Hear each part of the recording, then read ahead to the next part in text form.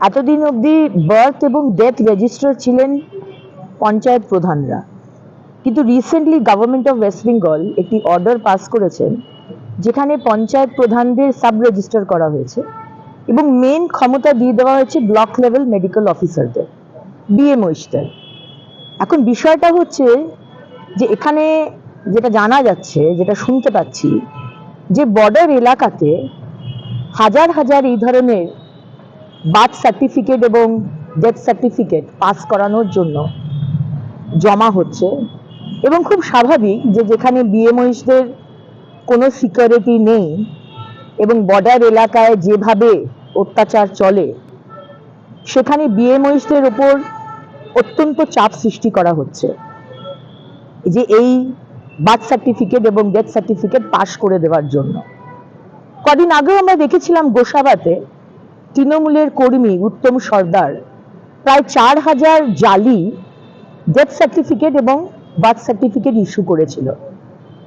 এখন election commission কয়েকদিন আগে ইআরও এবং এইআরও 4 জনকে কেস করা হয় তাদের এগেনস্টে এবং একজন ডেটা অ্যানালিস্টকে, যারা নিজেদের লগইন পাসওয়ার্ড তারা অন্য কাউকে দিয়েছিল এবং তারা সেটাকে ইউজ করেছে। তাই এই বিএমওইস যাদের উপর চাপ সৃষ্টি করা হবে এবং হচ্ছে, তাদেরকে আমি সতর্ক করতে চাই যে কোনো রকম অন্যায় কাজ করবেন না। আপনাদের উপর চাপ সৃষ্টি করে তৃণমূলের নেতৃত্ব, তৃণমূলের কর্মীরা এই অনৈতিক কাজ করাবে এবং তারপরে তারা পিছনের দিকে চলে যাবে এবং আপনাদের ওপর কিন্তু কেস আসবে।